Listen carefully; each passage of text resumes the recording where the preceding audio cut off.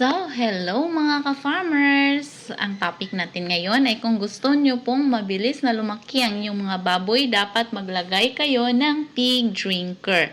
Ayan, meron akong pig drinker na ipapakilala sa inyo mga ka-farmers, lalong-lalo na po yung wala pang pig drinker ang kanilang mga babuyan.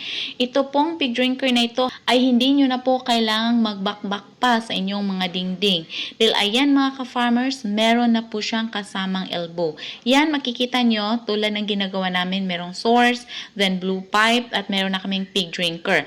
Pero if ever wala pa po kayong pig drinker tulad nitong sa amin mga ka-farmers, pwede nyo po itong ipinakilala ko na pig drinker. Ayan, gumamit muna kayo ng elbow para di nyo na po kailangang magbakbak pa sa dingding kasi meron ng elbow.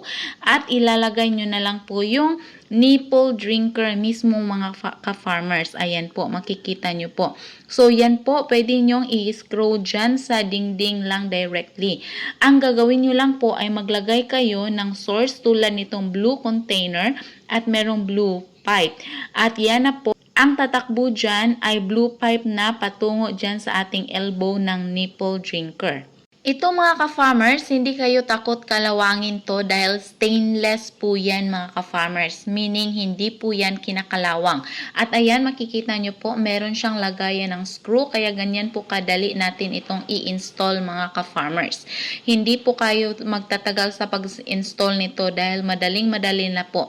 So, ito siyang nipple drinker mga ka-farmers na ipinakilala ko sa inyo ngayon ay meron na siyang kasamang elbow. Yung presyo niya kasama na po yung elbow mga ka-farmers para mas madali na po. Ayan, meron yang thread at yan na po yung i-twist ninyo para mag-fit mga ka-farmers. Para sa gustong mag-avail ng ating pig drinker na kasama na po yung elbow mga ka-farmers, pakiclick lamang po ang link sa ibaba or sa yellow basket.